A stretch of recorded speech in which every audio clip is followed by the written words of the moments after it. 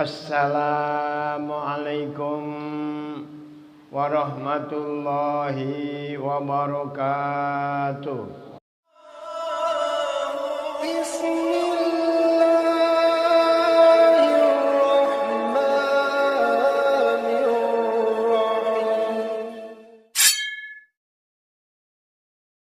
Alhamdulillah. Alhamdulillahilladzi khalaqal insan wa 'allamahul bayan. Asyhadu an la ilaha illallah wahdahu la syarikalah wa asyhadu anna Muhammadan 'abduhu wa rasuluh. Wassalatu wassalamu ala Rasulillah Sayyidina Muhammad ibn Abdillah wa ala alihi wa ashabihi wa mawalah. La haula wa la quwata illa billah. Allahumma salli wa sallim ala habibina wa nabiyyina Muhammadin wa ala alihi wa ashabihil mujahidin at-tahirin. Amma ba'. Fa ya ayyuhal hadirun ittaqullah. Ittaqullaha haqqa tuqatih wa la tamutunna illa wa antum muslimun. Qala Allah Ta'ala fi kitabihil karim laqad khalaqnal insana fi ahsani taqwim. Al-ayah. Wa qala aidan fi ayatil ukhra wa ma umiru illa liya'budullaha mukhlishina lahuddin. Al-ayah. Wa qala an-nabiy sallallahu alaihi wasallam ma min 'abdin qala la ilaha illallah summa mata ala dzalik illa dakhalal jannah.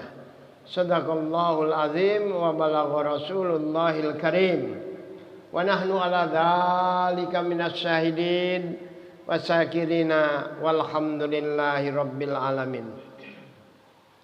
Tuan-tuan yang mulia, saudara-saudara hadirin kaum muslimin sidang ibadah Jum'ah yang dirahmati Allah Subhanahu wa taala. Kembali kita bersyukur di hadapan Allah Subhanahu wa taala, di mana Allah Subhanahu wa taala mentakdirkan kita untuk menjadi makhluk yang bernama manusia. Makhluk yang bernama manusia itu adalah makhluk yang paling bagus. Sebagaimana yang difirmankan oleh Allah Subhanahu wa taala, laqad khalaqnal insana fi ahsani taqwim. Sungguh aku jadikan manusia dalam bentuk yang paling bagus. Tidak ada makhluk di dunia ini yang lebih bagus kecuali manusia. Malaikat makhluk bagus, tapi masih bagus manusia. Kalau seandainya malaikat itu bagus, maka malaikatlah disuruh mengatur dunia ini. Dulu dunia ini pernah diatur oleh makhluk yang bernama Banul Jan. Dicoba oleh Allah untuk mengurus dunia ini, ternyata tiap hari geger terus, gepuan terus, bacok-bacokan terus, sehingga akhirnya dimusnahkan oleh Allah Subhanahu wa taala ribuan tahun yang lalu. Sehingga ditemukan oleh Darwin, ada fosil yang ditemukan, dinyatakan oleh Darwin bahwa manusia ini berasal dari monyet. Ngawur itu. Monyet ya dari monyet, manusia ya dari manusia. Maka kalau malaikat diberi akal oleh Allah, binatang diberi nafsu oleh Allah, sedang manusia diberi akal juga diberi nafsu. Sehingga manusia ini adalah makhluk berjuang. Akal ini untuk mengetahui mana yang baik, mana yang buruk. Sehingga manusia diberikan pilihan oleh Allah Subhanahu wa taala. Hadirin yang dirahmati oleh Allah Subhanahu wa taala, dengan adanya akal yang diberikan oleh Allah, manusia bisa memilah-milah mana yang bagus, mana yang jelek. Kalau seandainya manusia ini akalnya bisa mengalahkan nafsunya, maka manusia kedudukannya lebih tinggi daripada malaikat. Namun apabila akal manusia dikalahkan oleh nafsunya, maka Allah akan rendahkan, lebih rendah daripada binatang. Kalau akalnya bagus, bisa membimbing nafsunya lebih bagus daripada malaikat. Namun apabila nafsunya mengalahkan akalnya, manusia direndahkan oleh Allah, darkil asfal, lebih rendah daripada binatang. Naudzubillah wa naudzubillah.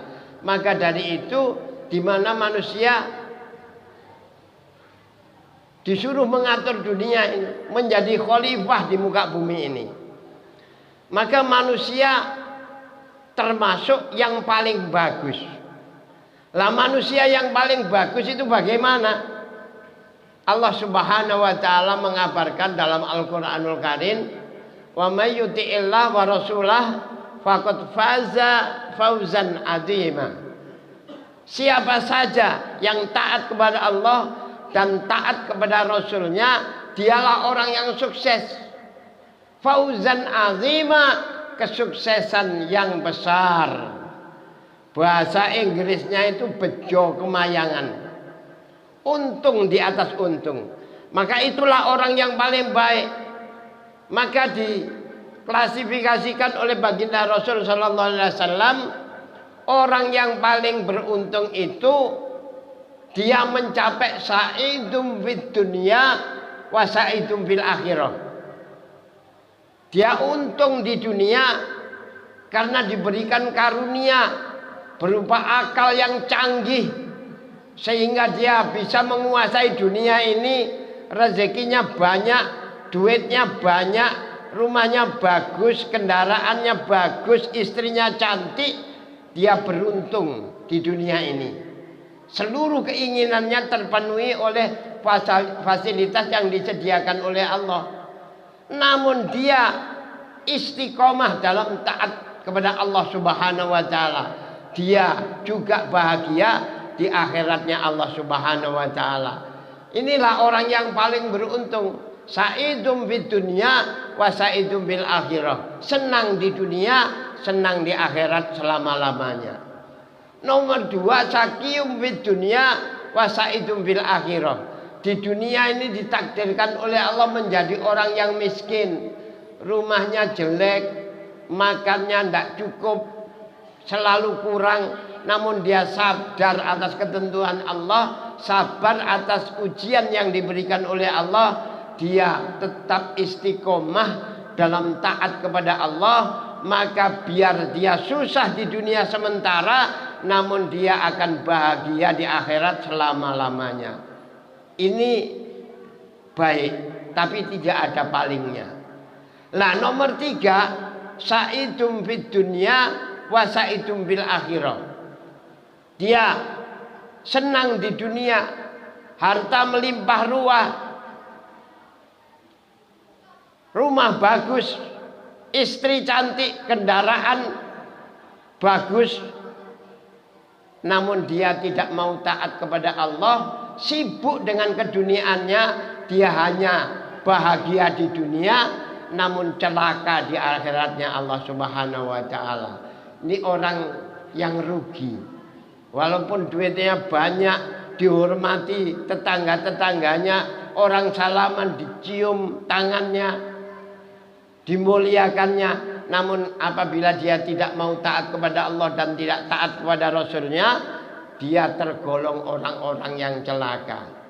Senang hanya sementara di dunia 60-70 tahun, namun apabila sudah meninggal, dia akan selama-lamanya celaka. Di alam kubur susah, di alam akhirat juga susah. Naudzubillah summa naudzubillah. Yang nomor 4, syaqiyum fid dunya wa syaqiyum fil akhirah. Dia celaka di dunia. Di dunia miskin, rumahnya miring di pinggir sungai, kalau hujan bocor, utangnya selebar warung, nggak mau sholat.